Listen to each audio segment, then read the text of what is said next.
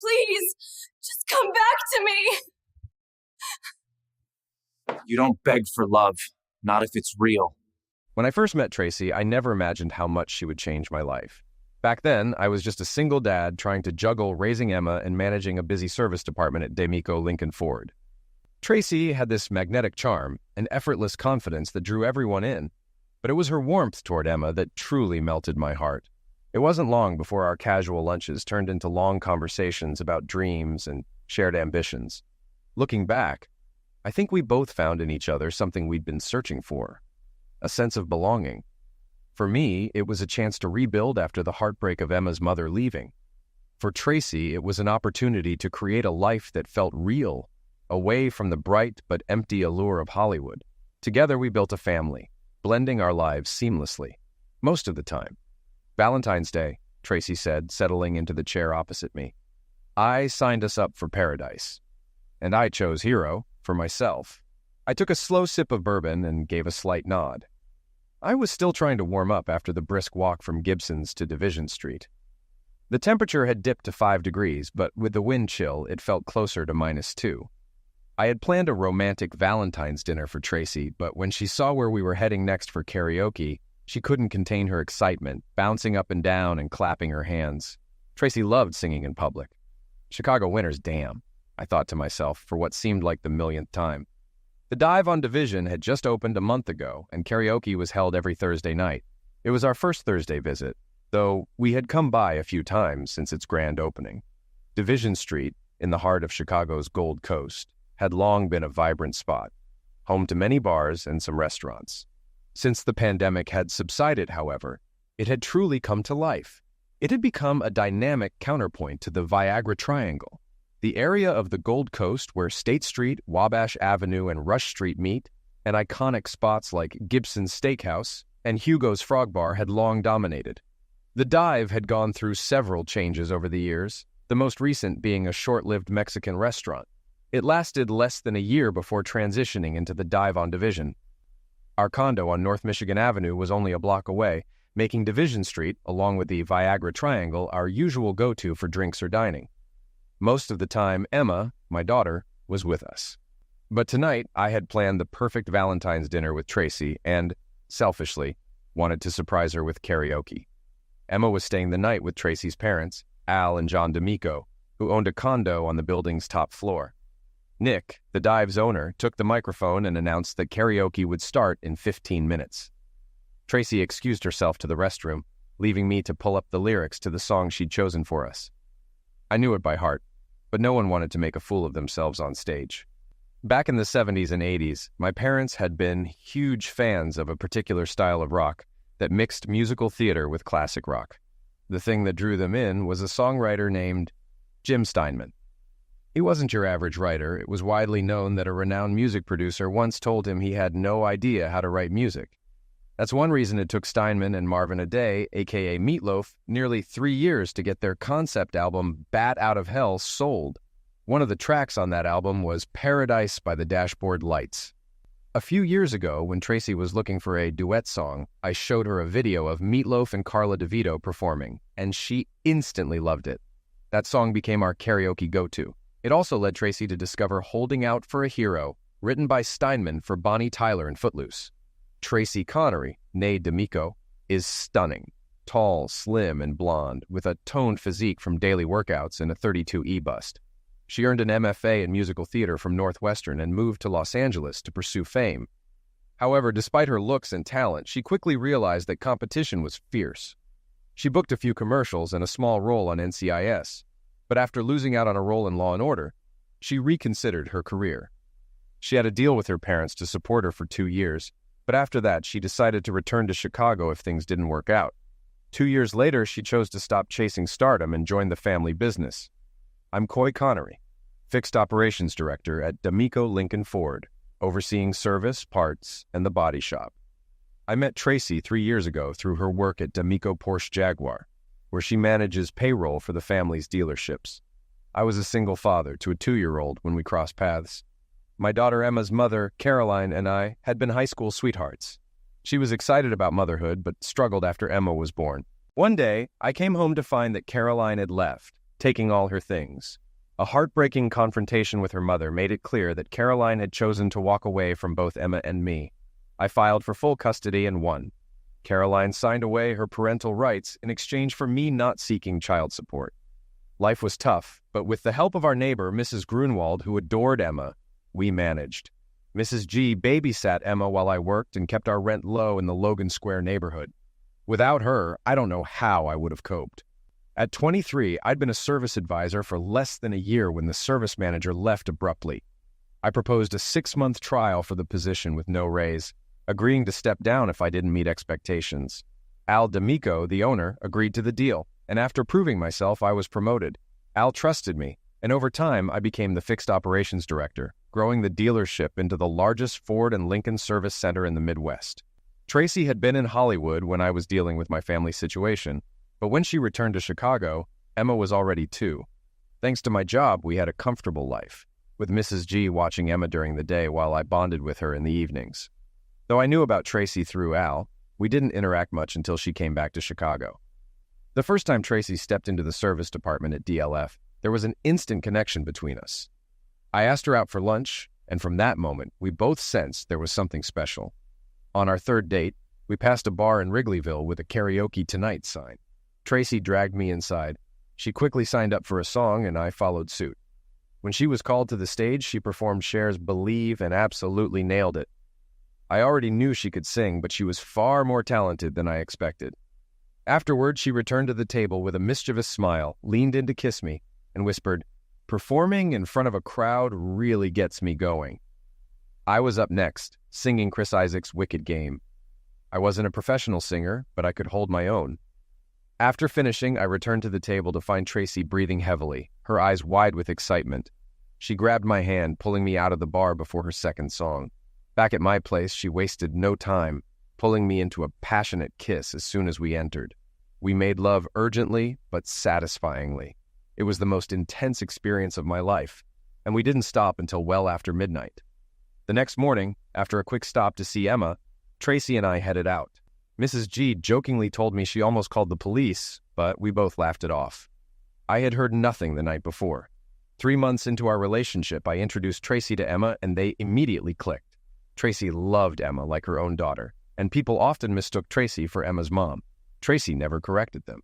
When I asked Al D'Amico for permission to marry Tracy, he was overjoyed. Al had no sons, and Tracy was set to take over the family business, with me by her side. Soon after, Mrs. G suffered a stroke and passed away. Her family raised my rent, and Emma and I moved into Tracy's condo. Now, in our 3rd year of marriage, we were discussing having another child. We had decided it was time to start trying for a sibling for Emma. On Valentine's Day, we went out for our first night since making the decision. At the bar, we were called up for karaoke. Tracy, having watched Meatloaf and Carla DeVito perform enough times, knew exactly when to strike the right poses during the song. She had the crowd cheering. Later, she performed Holding Out for a Hero and had everyone on their feet again. After Tracy took a break, I went to the restroom. When I returned, a man I didn't recognize was sitting in my seat, leaning toward Tracy. Since it was a small table, I hesitated until Tracy noticed me and introduced him. "This is Rick Riker," she said. "He's in a band and just asked me to join." Rick looked like he was trying to hold on to his rock star image. He had long hair, tight jeans, leather wristbands, and a scarf draped around his neck. He looked to be in his 40s, tanned, with some gray in his blonde hair. If he was going for aging rocker, he nailed it. "Hey, Coy, great job up there," Rick said with a friendly smile. "You were amazing." I smiled back but couldn't resist asking, "Thanks, but we know who the real star is. What's this about a band?" Rick grabbed an empty chair and sat down after asking for permission. "I lead a local band, The Meltdown. We mostly play festivals, corporate gigs, and weddings, AC/DC, Guns N' Roses, that sort of thing. We haven't really taken off yet, but after hearing Tracy sing, I think I know the direction we need to go. I want to revamp the band, and Tracy could be the key." I thought about it for a moment. Chicago's summer festivals often feature live bands, selling overpriced food and drinks, and attracting crowds who don't care much for the music. The younger crowd usually shows up, but they're not the target audience for these events. Looking at Tracy, I asked, "Is this something you're considering?" She shrugged. "I love being on stage. The applause feels good, and I'm open to seeing what Rick's band is about, but that's all for now." Rick handed her a business card before excusing himself. Later, we left the bar and went home. At our condo, Tracy's scent lingered in the bedroom. I could tell it had been a great night. Tracy later found a few videos of the meltdown on YouTube. The band played at festivals, but the audience seemed to be mostly teenage boys, definitely not the target demographic. Based on the concert footage, it looked like they performed around noon, a tough time to get a good crowd. Without name recognition, the band would struggle to land bigger gigs. I wasn't entirely sold on Tracy joining Riker's band, but I understood her need for the spotlight. Like many performers, her confidence depended on validation from others, and I knew how much that mattered to her. Tracy invited Rick over to discuss his vision. He explained that he wanted to shift the band's style toward a more theatrical performance, blending Jim Steinman songs with Broadway tunes. "I watched some of the videos you showed me, and I get it now," Rick said, excited. "I never realized how powerful these songs are. I'm thinking we start with Bat Out of Hell, then do 2 out of 3 Ain't Bad, and Tracy could sing Somewhere from West Side Story. Maybe add some ABBA and Fleetwood Mac. It'll be a show the women will love, and that'll bring in the guys. They're the ones who spend the big money." Tracy seemed intrigued but cautious. "It's not the kind of music I thought I'd be performing, but some of these songs are really good. I could get behind it if it's the right fit." Rick was optimistic. "So Tracy, what do you think? You in?" Rick was disappointed when Tracy didn't immediately commit to joining his band. She told him they needed to discuss it, and she'd get back to him. After he left, Tracy seemed to have something on her mind. "I know we talked about having kids, but performing with the band is something I want to do first." I frowned. "How would that work? You'd be gone for rehearsals every week and weekends for gigs. Plus, you have responsibilities with your dad's business. Emma and I would hardly see you." Tracy gently cupped my face. "I'll always be home at night. I need you both. I couldn't be away from Emma. I love her like she's my own. I'll make time for my family." She worked out a schedule with her dad to cut back on hours at D'Amico Automotive. And though her parents weren't thrilled, they understood how much performing meant to her. Her mom, Jean, was doubtful, but her dad reluctantly agreed to the changes. I still had a bad feeling about it, especially about Rick. But Tracy stuck to her word.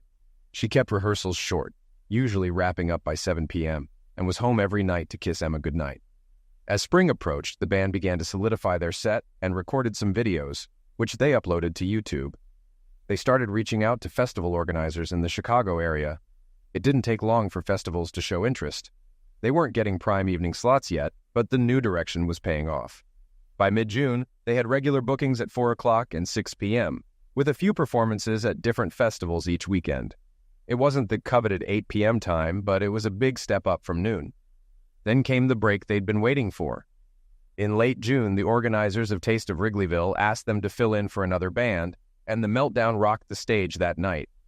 The crowd loved them, and the buzz began. 2 organizers from Milwaukee's Summerfest saw the show and offered them slots at the festival in early July. Tracy was finally getting the attention she'd dreamed of. But at what cost? Emma and I had attended a few of the Meltdown shows, but the festivals weren't ideal for a young child. There was nowhere to sit, and the atmosphere was mostly about food, art, and overpriced trinkets. Emma got some free stress balls and bottle openers, but she was bored, and I wasn't far behind. When it was time for Tracy to perform, we would head toward the stage. It was strange watching her sing Paradise by the dashboard lights with Rick instead of me. It had always been our song, and now she was performing it with him, standing back to back, doing the routine she used to share with me. As much as Emma enjoyed watching Tracy on stage, she didn't enjoy the festivals. So, after a few trips, I decided to stop taking her. Tracy understood, though she seemed increasingly distant as her band's popularity grew. At first, she'd give Emma big hugs, but now it was just a quick squeeze, and she seemed less affectionate with me, more guarded with her phone. I wasn't naive. I suspected something was going on, so I hired a private investigator. I met with Lisa Larson, a family law attorney who recommended we have her husband Paul investigate. Paul had years of experience in military intelligence and now ran his own business, mostly focused on industrial espionage. He occasionally took on personal cases for Lisa. Paul had been tracking Tracy's movements for a few days, following her from rehearsals to home, but found nothing suspicious. He had also placed a tracker and a voice-activated recorder in her car. We arranged a time for me to remotely access an email attachment sent to Tracy's phone, which I managed to open while she was asleep. It took a while to bypass her phone's facial recognition, and I was about to give up when she briefly stirred and unlocked it for me. I hoped she wouldn't remember me being there when she woke up. The attachment let me install software to monitor her conversations, texts, emails, and web activity. I felt conflicted. Trust is essential in a marriage, and while I had suspicions, Tracy hadn't really done anything to breach that trust. We still talked, made love, and discussed Emma's upcoming school year. Our daily life seemed unchanged, but something felt off. Tracy was distant, often deflecting questions. The only option, it seemed, was to spy on her. What pushed me to act was a video from the Meltdown's performance at Taste of Wrigleyville. After a powerful set, Rick and Tracy exchanged a look and a kiss on stage, which made me uneasy. That's when I scheduled the meeting with Lisa Larson and enlisted her husband, Paul, to investigate further. "I don't think she's slept with him yet, but it's coming," Paul said, after tracking them for a while. Lisa, my attorney, asked, "Why do you think that?" "I haven't seen any real signs of intimacy yet, but they're getting closer. It's not quite there, but it's heading that way." I was relieved, yet it didn't change my feelings about the state of our marriage. "Is the plan still for the band to stay in Milwaukee?" Lisa asked. "Yeah, they have a show on July 4th at the AFI Amphitheater, then 2 nights at Whiskeyville," I replied. "They should be back in Chicago by the afternoon of the 6th. Paul raised an eyebrow. "You're going up there?" "Yeah, I'll wait for your call. If they end up in a room together after the Whiskeyville show, I'll confront them. If not, I'll head back to Chicago and come back on the 5th. "You sure about this?" Paul asked. "I'm not letting you confront them without checking you for tools first." "I get it. I'm not looking to make a scene. But if Tracy's cheating, I'm done. If she's not, we'll try marriage counseling. It's hard to look at her and not see that smile she gives Riker after every performance." Tracy was on top of the world. The Meltdown had just performed for tens of thousands of people at Summerfest, the biggest crowd they'd ever had. After 2 encores, the next band was visibly deflated, knowing they couldn't follow that performance. The band had a brief break to relax before heading to their next gig at Whiskeyville, a pop-up bar in Milwaukee. Tracy was feeling conflicted, missing Coy and Emma, but also aware that things with Rick were changing. The onstage chemistry had clearly spilled into their personal lives, and even the other band members noticed the tension between them. But no one said anything. They were too busy riding the wave of their success. After their morning show at Summerfest, Rick invited Tracy to his room, but she turned him down, needing a rest before their next performance. A brief flash of irritation crossed Rick's face before he covered it with his usual grin. The show at Whiskeyville that night was packed. The crowd was energized as the band played their set, starting with Paradise by the Dashboard Lights, followed by Bat Out of Hell and Go Your Own Way by Fleetwood Mac. After the show, Rick and Tracy headed back to their hotel. "That was almost as good as Zach's," Rick laughed, as their hotel door closed behind them. "I don't think anything will top that, but the crowd's reaction was pretty close," Tracy replied. Rick pulled her into an embrace, kissing her passionately. They kissed deeply, and soon their clothes were discarded as they fell into bed, the chemistry they'd shared on stage now evident in their private moments. Tracy lay back, smiling at Rick, her earlier nerves replaced by the excitement of a successful performance. Rick removed his boots and t-shirt, then leaned in to kiss her.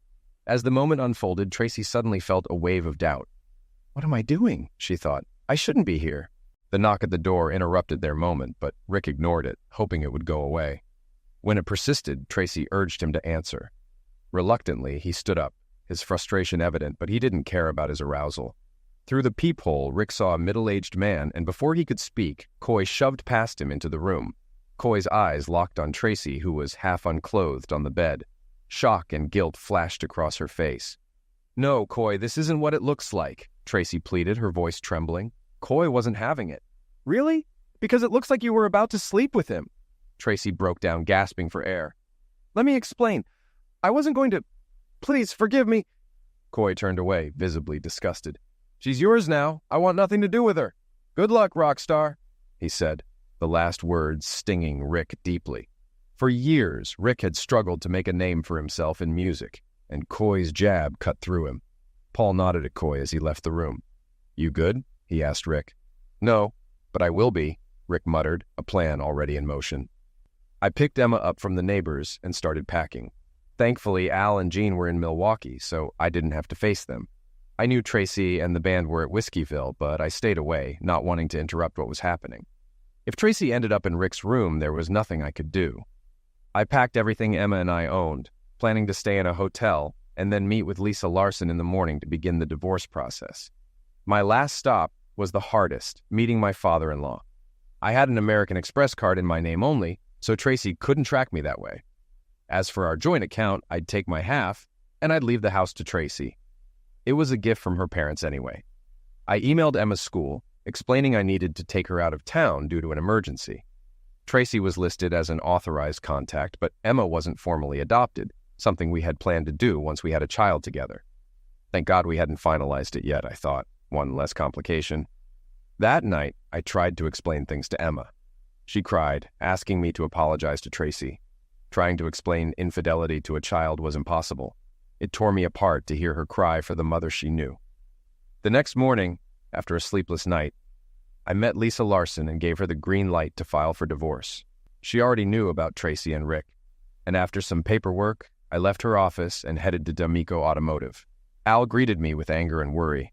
"Where have you been? Tracy's in hysterics. What the hell's going on?" "Talk to her about that," I said flatly, laying an envelope on his desk. Al eyed it cautiously, a nervous energy taking over. "What's this?" he asked. "Just read it, Al," I replied. He opened it and read the short letter.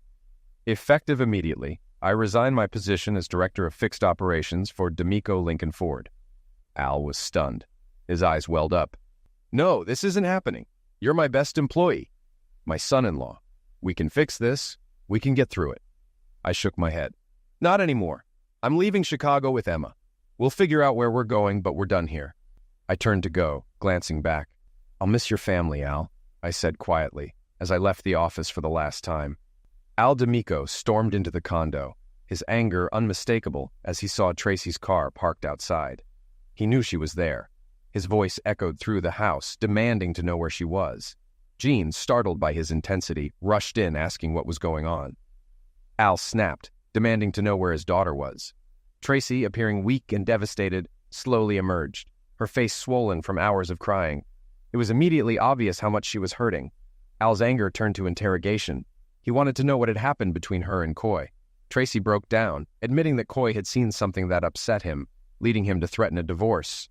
She insisted that Coy had misunderstood, but Al was relentless, pressing for the details. When Al asked where this had taken place, Tracy barely whispered that it had been at the Marriott in Milwaukee. He asked if it had been in her room, but she quickly shook her head. When he pressed further, she hesitated before revealing it had been Rick's room. Al demanded to know if she had slept with Rick. Tracy swore that she hadn't, but the damage was already done. Al asked about what she had been wearing when Coy found her, and Tracy, now crying harder, reluctantly answered that she had only been in underwear. Al struggled to understand how her husband had found her in another man's hotel room, dressed only in underwear. Tracy's tears streamed down her face as she nodded, confirming what Al already feared. Jean, horrified, couldn't hold back her disappointment, questioning how Tracy could have done such a thing to Coy. She turned to Al, desperate to know what could be done to fix this. But Al's response was blunt and final. It couldn't be fixed. He handed Jean a resignation letter from Coy, revealing that he had quit his position that morning. Jean's face went pale as she read the letter, her heart breaking for Coy, who she had come to love as a son.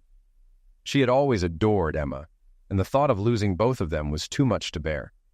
Al then revealed the full extent of the fallout. He explained that 6 out of the 8 DAG dealerships were barely breaking even, and one was losing money each month. Coy's service department had been the only thing keeping the company afloat, turning it into the most profitable service department in the region. Al had even planned to promote him to vice president, but now, with everything unraveling, Al wasn't sure if they could survive. The weight of the situation was clear, and the despair was written all over Al's face. 27 months later. "Are you and Emma spending Thanksgiving with your parents?" Ken Saunders asked as I finished up work the day before the holiday. It had been over 2 years since Emma and I left Chicago. We had settled in Texas with my parents, who had moved to Franklin Farms, a retirement community near Dallas. The pandemic had changed everything, but Dad adapted quickly, working remotely and embracing the flexibility. He and Mom were enjoying their new life, Dad with his golf and Mom staying busy with activities and volunteering. Emma and I had visited them before, but this time they seemed settled and content. They had adjusted well to their new life, even though they were still heartbroken about everything that had happened with Tracy.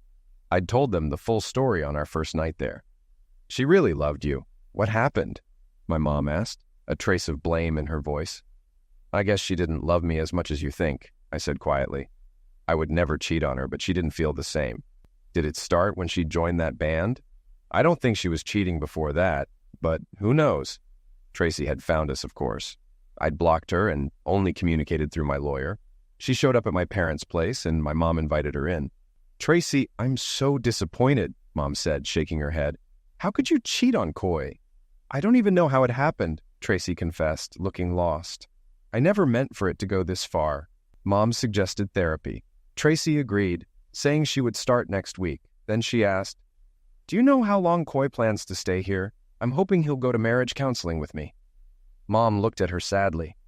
He's not coming back. He's found a new job and signed a lease for an apartment. You need to start planning for your life without him. Tracy had broken down and flown back to O'Hare that same day. The suddenness of her departure was overwhelming, but it was something I had no control over.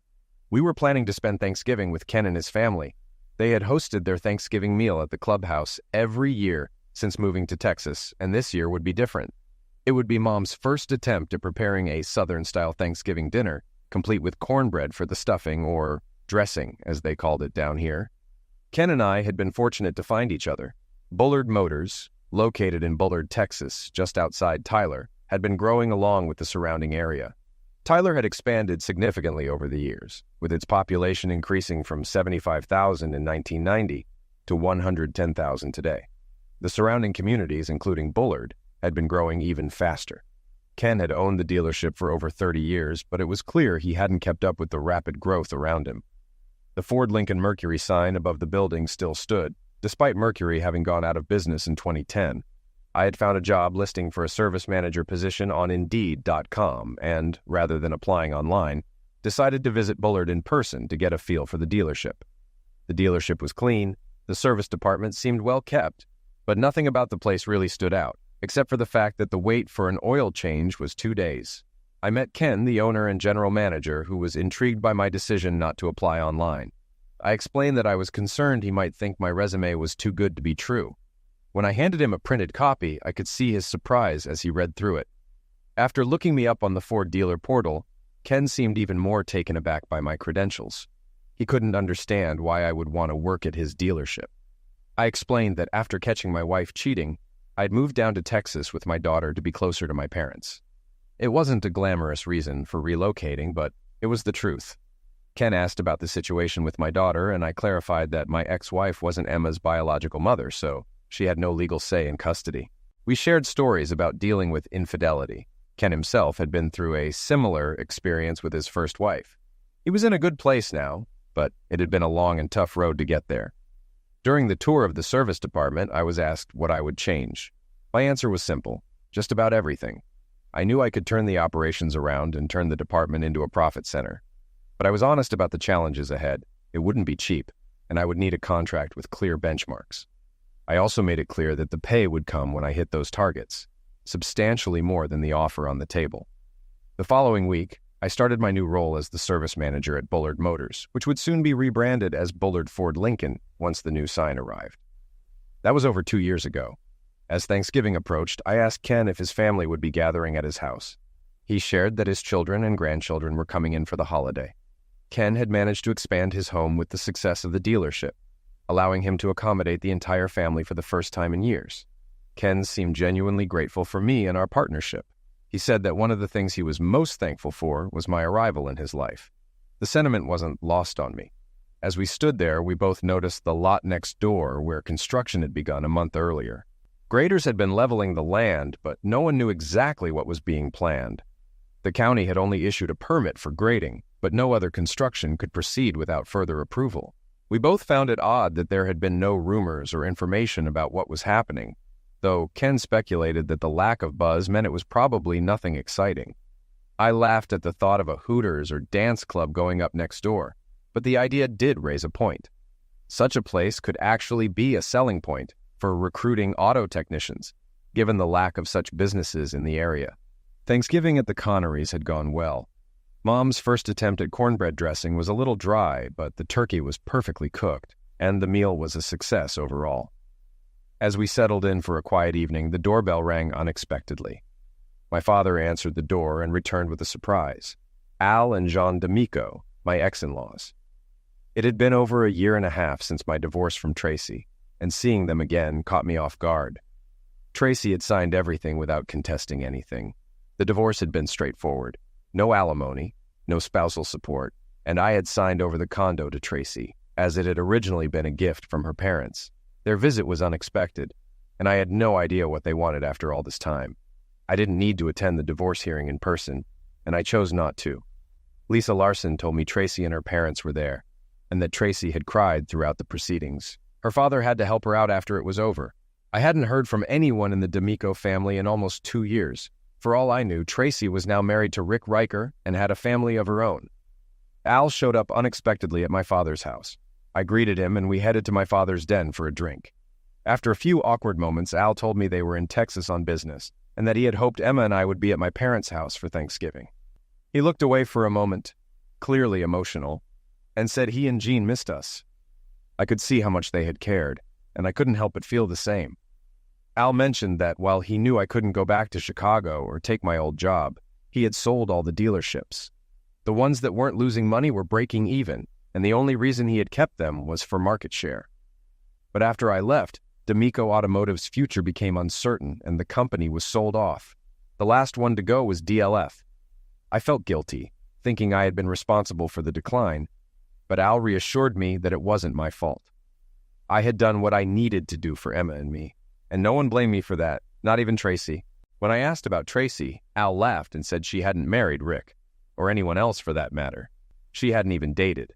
She had sold the condo, took half the proceeds, and put the other half into a college savings plan for Emma. Al added that Emma would be the first to benefit, with college just a decade away. We all went outside where Al and Jean were leaving. Jean made a joke about the Texas weather, and I was still trying to process everything when Al dropped a bombshell. He was in Texas to start a new business, and they were looking for houses. I was shocked. "And Tracy?" I asked. Jean grinned. "Do you want me to tell him, or should I let Al do it?" Al asked her to tell me, and Jean said it with a slight chuckle. Tracy had become the new drama teacher at Tyler High School. The rest of the Thanksgiving weekend passed in a blur, and by Monday I was still reeling from the news. That morning I felt a sense of dread, not knowing that my day was about to get worse. Monday mornings were always busy in the service department. Cars needing repairs after the weekend, staff needing to be sharp, and everything running smoothly. I tried to help out wherever I could, and that morning, Ken asked me to come by his office once the rush was over. At 10 a.m., I sat in front of Ken's desk, and he told me he'd received an interesting call from Al D'Amico on Saturday. Apparently, Al wanted to buy Ken out, offering 20% more than the dealership's current value. I was shocked. Why would he do that? I asked. Ken explained that the deal was contingent on all employees staying, including me. If I left, Ken would lose the extra 20% premium, though he would still get the buyout. Ken paused before delivering more news. Al had been behind the DCA Enterprises project next door. It was to be D'Amico and Connery Automotive. Al had confirmed it was connected to both Tracy and me, but he didn't seem to care which one of us it was. I was overwhelmed, my mind racing with all the information. Ken gave me time to think it over, assuring me he'd support whatever decision I made. He acknowledged how much I had contributed to the dealership's success in the last 2 years, and that he appreciated my hard work. If I wanted to stay, walk away, or keep things as they were, it was entirely up to me. Christmas was always a slower time at Bullard Ford Lincoln, and usually Ken and I would be in his office, planning the next year's budget and setting new goals. But with Ken soon selling the dealership, our meetings weren't necessary anymore. Al trusted my judgment and gave me the freedom to set the budget and goals for the upcoming year. I had agreed to stay at Bullard Ford Lincoln for a year, which was the minimum needed for Ken to receive his buyout premium. Meanwhile, Al and Jean had settled into a beautiful home in Tyler's Azalea District, a historic area known for its elegant homes and affluent residents. They weren't in as dire a financial situation as I had thought. They'd paid cash for the dealership, which told me a lot about their financial stability. They were still getting used to life in Tyler, but things seemed to be going well for them. I hadn't heard anything from Tracy, and when I looked her up online, I was shocked to find out she had been living in Tyler and was working as the drama teacher at the high school since the start of the school year. This made no sense. She had clearly moved to Tyler because I lived here, but she hadn't contacted me or made any attempt to reach out. In a way, having Tracy in the same town felt like a constant threat hanging over me. I had become indifferent to her over the past 2 years, but with her so close, those old feelings were resurfacing. A week before Christmas, I decided to tell Emma about Tracy's presence in Tyler. "I know, Dad. I talked to her," Emma said, surprising me. I was stunned. "When? What did she say?" "We had a talk after the school show a few weeks ago. She hugged me and told me she missed me. She said she hurt you, and that's why she couldn't be with us." "Why didn't you tell me?" I asked, a little hurt. "I just found out she lived here. When did we start keeping secrets from each other? Did she tell you not to mention it?" Emma shook her head. "No, she didn't tell me to keep it from you. I just didn't want to make you feel bad. She said she hurt you, and I didn't want to bring her up." She started crying, seeing how upset I was. I pulled her into my arms. "It's okay, honey. Tracy was really important to both of us." Emma looked up at me, serious. "Do you think you'll ever get married again?" I was taken aback. "Why do you ask?" "I don't know. You never go on dates. You just work and come home. It's like you don't have any fun anymore. And with Mr. Ken selling the dealership, I just worry about you." I smiled at her. "Are you sure you're only 8? Tracy stood at the front of the rehearsal hall, directing the cast for the high school's Christmas show, Holiday Inn. The musical, popularized by the 1942 movie starring Bing Crosby and Fred Astaire, was being performed for the first time at Tyler High.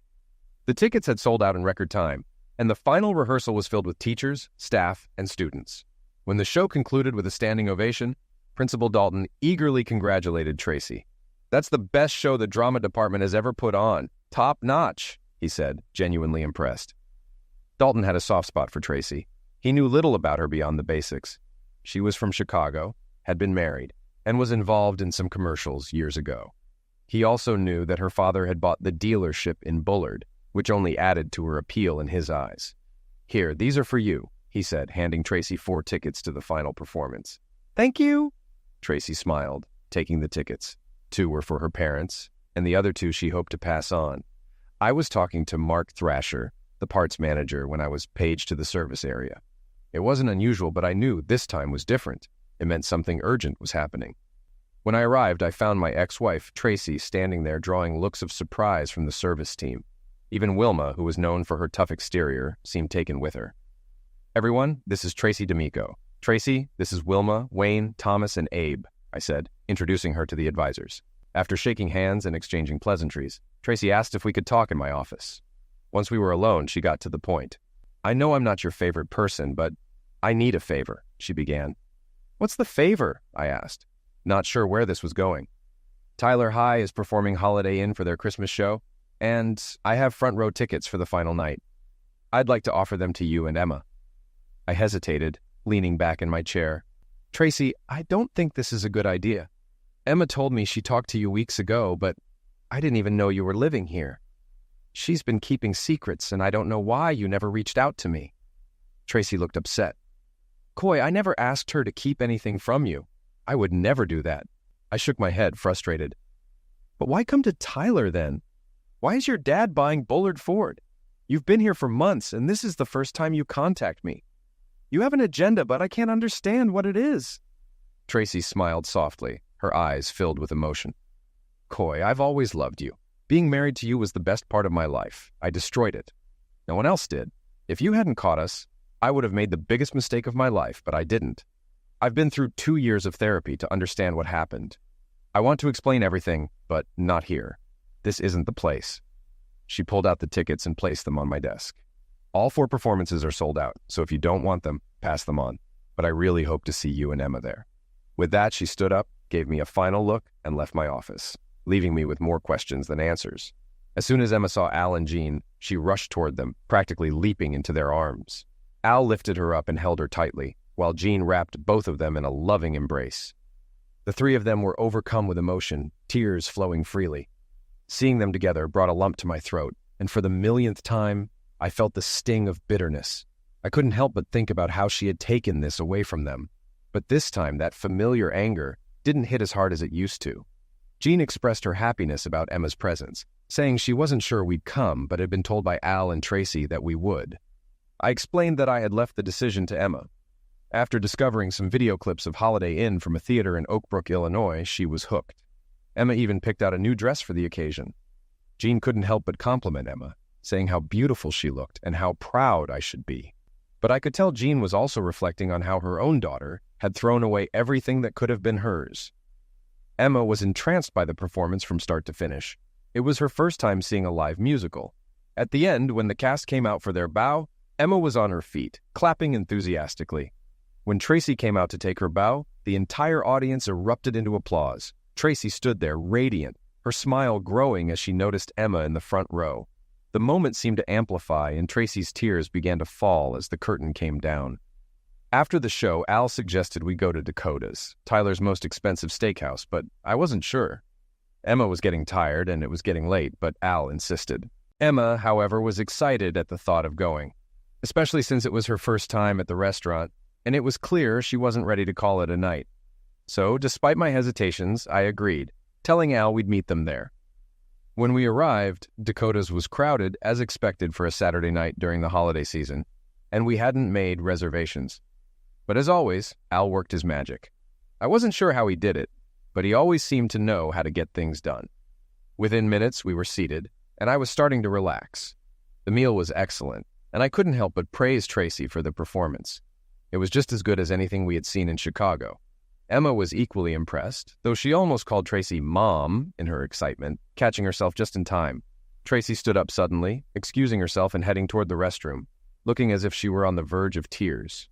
Back when Tracy and I were married, Emma had always called her Mom, since Tracy had been the only mother figure Emma had known. Her birth mother had abandoned her when she was a baby and had never come back. Tracy had married me when Emma was only 3, so, for all intents and purposes, Tracy was her mom. But after moving to Tyler, we had agreed that Emma would call Tracy by her first name, not Mom. Jean, noticing the change in atmosphere, decided to check on Tracy and took Emma with her. As I sat there, I began to question whether this whole thing was a good idea after all. Al, sensing my unease, explained that Tracy still saw herself as Emma's mother, and that being kept out of Emma's life was incredibly painful for her. He shared a memory of a time when they were driving to Springfield, listening to the radio when a song Tracy and I had once loved came on. The song triggered a meltdown in Tracy, who had been unable to cope with the emotions it stirred up. Al recalled how she had reacted, trying to block out the sound, and how he had turned the car around to get her back home safely. This was the kind of pain Tracy had been dealing with, and Al was hoping that, despite everything, we could at least maintain a friendship. He understood if that wasn't possible, but he wanted to make sure I knew that Tracy's move to Tyler wasn't just about trying to get back with me. It was about healing and finding peace in being near us, even if she couldn't be fully part of our lives. When Jean and Emma returned, they both seemed a little lighter, smiling as they came back to the table. Tracy had picked Emma up and was holding her, and Emma looked at Tracy with a mix of affection and admiration. I realized in that moment that the situation wasn't as simple as I had thought. Later, when I spoke to my mother, I was taken aback by her announcement that she and my father would be spending Christmas with Al and Jean. I had to ask for confirmation, not believing what I had heard. My mother, amused by my reaction, insisted that she wasn't old and that I had plenty of time to come up with a witty comment. She then asked when I would be joining them at Al and Jean's. I told her that we hadn't been invited, but she didn't seem to mind. She simply wished us well and left me to figure it out. 2 days before Christmas, Emma and I were curled up on the couch, watching a Christmas movie on Netflix, when the doorbell rang. I opened it to find Tracy standing on the doorstep. I stepped aside to let her in, and she quickly surveyed the room. The house had an open concept, with the living room and kitchen flowing into each other. For a moment, I thought she might be looking for traces of our past life together, but I had left all those memories behind in Chicago. There was a brief flash of sadness in her eyes, but she quickly masked it with a smile. Tracy declined my offer of a drink and explained that she didn't have time to stay. Instead, she came to invite us to Christmas dinner. I was caught off guard. My plan for the holiday had been to spend it quietly with Emma at home, making cinnamon rolls and opening presents. Tracy looked disappointed by my response, and I could tell she hadn't expected me to turn down the invitation, especially with my parents already planning to spend Christmas with her family. Emma, sensing the tension, spoke up. She really wanted to go to Tracy's. In a hopeful tone, she said that if I didn't want to go, she could go by herself. After a moment of hesitation, I gave in. I smiled at Emma, telling her we would go after all. Tracy, visibly relieved, made arrangements for us to come over around 5 p.m. on Christmas Eve. The plan was for dinner, followed by cocktails and a walk to the church for the Christmas service. On Christmas Day, we would have a quiet morning, making cinnamon rolls and opening presents. Tracy's enthusiasm was contagious, and she was convinced it would be a wonderful holiday. Later that night, after putting Emma to bed, I said my usual goodbye. "Sleep tight. Don't let the bedbugs bite." Emma rolled her eyes in mock exasperation and reminded me that she was no longer a little kid. I smiled and closed the door behind me. It had been a pleasant Christmas Eve. Jean and my mother had cooked a traditional Texas Christmas Eve meal with tamales, frijoles, and rice. My mother had learned to make authentic Mexican food from a class at Franklin Farms, and the tamales were made from scratch. They were delicious. After dinner, we had a couple of drinks from Al's collection of single malt scotch, then made our way to First Presbyterian Church for the 7:30 service. The service was a Moravian love feast, which involved buns, punch, and hymn singing. I wasn't much of a churchgoer, but Tracy had been a member of Chicago's Fourth Presbyterian Church, and Emma and I had enjoyed attending the candlelight service there when we lived in Chicago. Tyler's First Presbyterian wasn't nearly as grand as Fourth Presbyterian, but it was charming in its own way. After the service, we walked back to the D'Amico home, and I put Emma to bed. It was a peaceful evening, but I knew a conversation with Tracy was inevitable. She had asked if we could talk, and I had already anticipated what was coming. I agreed, and we headed out for a walk through the neighborhood, taking in the Christmas lights on the historic homes. As we walked, Tracy asked if I knew that she still loved me. I acknowledged that I knew she believed that, but I didn't feel the same way anymore. I explained that love shouldn't be something you betray, and I couldn't reconcile the image of her with Riker in the hotel room, an image that had haunted me for a long time. I didn't believe that someone who truly loved another person could cheat on them. Tracy's face fell when I said that, but I wasn't about to sugarcoat it. She asked if I still loved her, and I admitted that I probably always would, but love wasn't enough to forget what had happened. I didn't know if I could forgive her. I had tried to move past it, but every time I thought about that night, the image of her in that hotel room with Riker was burned into my mind. I couldn't forget how she had looked, or how I felt walking in on her. Tracy admitted that she remembered that night, and she was ashamed of what she had done. But I wasn't sure if her remorse was enough. I tried to explain how the sight of her in that room, dressed in the emerald lingerie I had given her, and the way she had looked at him had affected me deeply. I could still smell the room, still hear the sounds, and it was hard to erase that from my memory. The image and the emotions it stirred up were difficult to let go of. As we walked in silence, I could see Tracy's distress. She kept shaking her head, denying that it had been as I remembered, but I knew what I had seen. I couldn't unsee it. The memory was lodged in my mind, and no matter how much she tried to explain, I couldn't let go of the way it had all unfolded. The morning after Christmas was quiet and tense. Tracy and Coy had gone for a walk the night before, and it was clear something had gone wrong. Tracy seemed distant and upset when they returned. By the next morning, presents were quickly opened and packed away, and hugs were exchanged, but there was no interaction between Coy and Tracy. They kept their distance. Coy and Emma left first, followed by Coy's parents, while Tracy retreated to her room. A heavy silence hung over the house, and her parents could hear her crying from the other side of the door. They exchanged helpless glances, questioning whether moving to Texas had been the right decision. Al had warned against it, but Tracy insisted on making the move. Now they found themselves in an expensive home at a car dealership Al didn't want or need. It felt like a mess. The day after Christmas, Tracy sat down with her parents. She thanked them for their support, but expressed that she felt like a burden. She was considering leaving, maybe even going to Europe to escape the wreckage of her life. Jean was shocked, but Al, ever the realist, rolled his eyes and called it the dumbest idea he'd heard. He pointed out that after 2 years of struggling, she wasn't ready to give up on her marriage just because things didn't go perfectly in one conversation. Al joked about Tracy's choice of father, causing Jean to laugh and joke back, though Tracy wasn't in the mood for humor. As the conversation continued, Tracy looked at her parents with a new, slightly mischievous smile and hinted that she might have a new plan. On New Year's Eve, Shooters, a popular golf-themed sports bar, was packed. It had a lively atmosphere, with autographed posters of PGA legend Shooter McGavin hanging all around. Our group was lucky to have a reserved table, as every bar and restaurant in town was full. Al and Jean, along with Coy, opted for Shooters over attending any New Year's Eve parties. Emma, on the other hand, was staying with a friend for the night. Coy, though not thrilled about it, reluctantly agreed to go. He wasn't a fan of karaoke, but given the circumstances, it was the best option.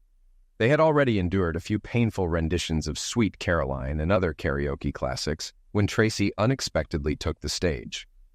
The crowd instantly recognized her from her role in the High School Musical, and they cheered her on. As Tracy sang, she introduced the song with a heartfelt speech about her past. She spoke of the time when she and Coy would sing this particular song together before she was lured into a band and lost sight of what mattered. Tracy shared how she almost made a huge mistake in her marriage, and though Coy had stopped her, he couldn't forgive her, and they ended up divorced. The crowd fell silent, captivated by Tracy's honesty. She explained how this was her first time performing in front of an audience since that night, and how the song they used to sing together terrified her now. The memory of it brought her to a breaking point once, while in a car with her father, leading to a meltdown that caused them to turn around and drive back to Chicago. Tracy's raw confession hung in the air, and the atmosphere shifted. What had started as a fun night of karaoke had turned into something far more vulnerable and emotional. Tracy took a deep breath and glanced at me. "Coy, I know I shouldn't ask, but would you sing this with me? If nothing else, I just want to get through the song without losing my mind." The announcer handed me a mic, and the crowd started cheering. I had two options, one that would make me look like a jerk. So I stood and walked toward the stage, the intro starting. It had been years since I'd heard the song, but I still managed to jump in on the first line of Paradise. That night at Shooters, Tracy and I poured more emotion into that song than ever before. Maybe it was years of buildup or something else, but by the time we got to the baseball broadcast, where I had to do the famous Phil Rizzuto voice, Tracy was breathing hard. I could feel the tension between us. There was something in the air at Shooters, a heat that hadn't been there in Riker's hotel room, despite what my mind was trying to tell me. When "Stop Right There" kicked in, Tracy's eyes had this wild look I'd never seen before. She belted her part with fierce energy, pausing dramatically before diving back into the next line. I'd seen Meatloaf perform this song with Carla DeVito and Ellen Foley, but Tracy sang it with an intensity I hadn't expected. By the end of Praying for the End of Time, I wrapped up the song. Afterward, I tossed the mic aside and grabbed Tracy's hand. We rushed through the bar, leaving our parents in stunned silence. "Where are we going?" she asked, jumping into my truck. "My place," I said, starting the engine. Here's a revised version of the text, making it more appropriate. Tracy nodded and, without saying a word, adjusted her clothing, handing me something with a quiet gesture. I glanced at it, sensing the intensity of the moment, but I kept my focus on the road ahead. "Can this truck go any faster?" she asked eagerly. When Emma came home from her overnight, she found Tracy eating breakfast in one of my t-shirts. Emma wasn't surprised, though I asked her if she knew I was being set up. She hadn't been told anything but had guessed, knowing Tracy wouldn't give up easily. It was hard to believe Emma was only 8 with the way she saw through everything. Later, after a quiet moment with Tracy, I reminded her we were taking things slow. We both agreed, though she seemed eager to move in right away, already making plans. I wasn't sure I could trust her just yet, but she promised we'd work through it, even suggesting counseling. She explained that her desire to be on stage had faded, replaced by the satisfaction of directing, something she found more fulfilling. A year later, at Christmas, things were much different. Coy's parents were visiting, and Emma was thrilled to meet her new sister Bonnie, who was 3 months old. After a passionate New Year's Eve that led to an unexpected pregnancy, Tracy and I decided to embrace the unexpected. Bonnie, named after Bonnie Tyler, was a calm, happy baby, and Emma adored her. Tracy and I still had promises to keep, like getting married before adopting Emma, but the tension of the past year had faded. As we sat down to dinner with our families, Tracy looked around at the people she loved and felt a happiness she never thought possible. She knew she didn't deserve it, but she was grateful, determined to hold on to this joy for as long as she could.